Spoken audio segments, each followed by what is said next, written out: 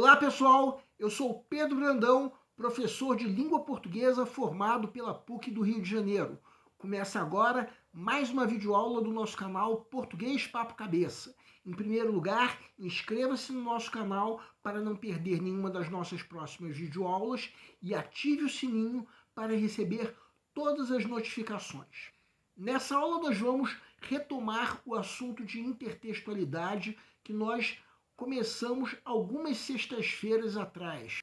Já vimos que a intertextualidade é a propriedade de um texto relacionada ao fato de que, para o processamento cognitivo, ou seja, produção e recepção de um texto, recorre-se ao conhecimento prévio de outros textos.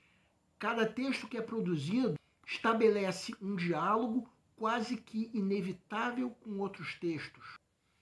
Numa dessas aulas, nós abordamos a intertextualidade explícita, que ocorre quando um texto faz menção a outro texto, incluindo a fonte.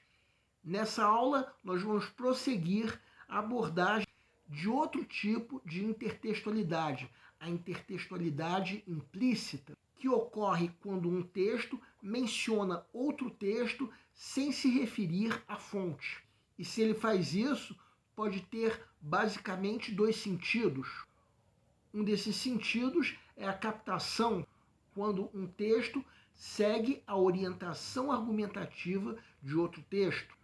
Outro tipo de intertextualidade implícita é a subversão, quando se busca seguir a orientação argumentativa contrária ao texto originário. Em ambos os casos, o produtor espera que o receptor seja capaz de perceber a presença do intertexto.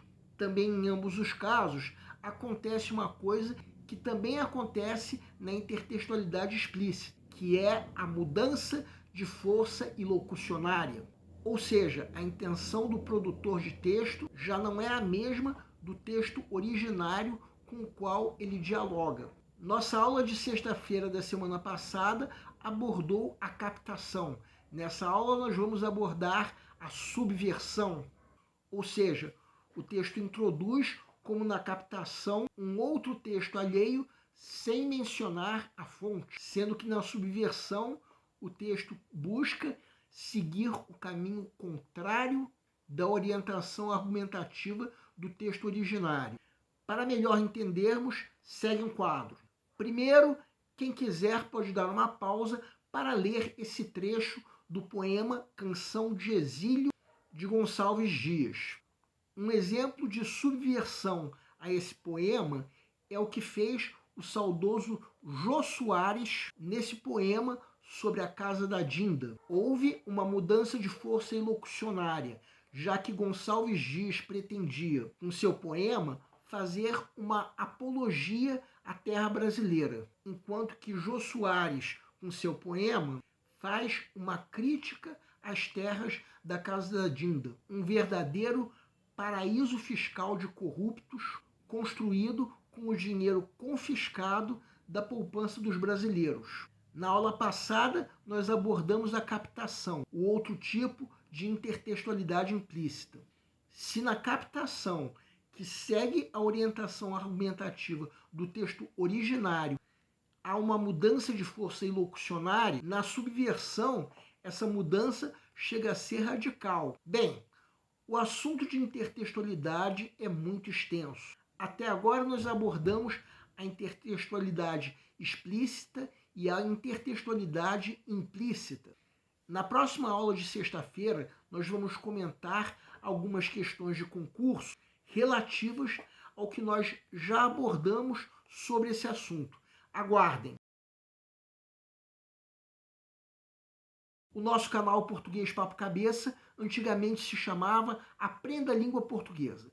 Cada vez mais estaremos focados em vocês, que estão movendo a roda da história para que seja criado um futuro melhor para todos. Então, o nosso foco principal continua sendo os vestibulandos, que terão no nosso canal uma fonte importante de estudo de língua portuguesa, onde nós ensinaremos os recursos da nossa língua para que possam, em primeiro lugar, escrever de forma adequada entre outros textos, a redação do vestibular. Em segundo lugar, para que possam interpretar textos de forma adequada, não apenas numa prova de vestibular ou concurso, mas também na leitura de textos que ajudarão vocês a se manterem atualizados. Cada vez mais teremos no nosso canal um Papo Cabeça. Ensinaremos nossa língua sim, mas de forma a estimular a inteligência que nasceu dentro de vocês e que precisa ser estimulada.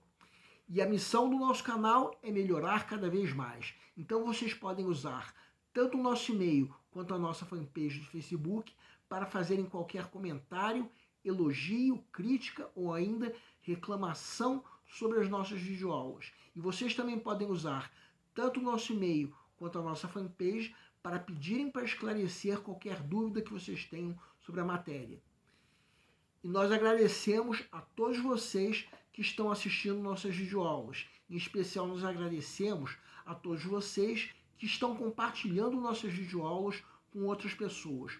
Muito obrigado, porque vocês estão ajudando o nosso canal a ser feito. Pedimos ainda que deixem um like. Muito obrigado e aguardem nossa próxima aula.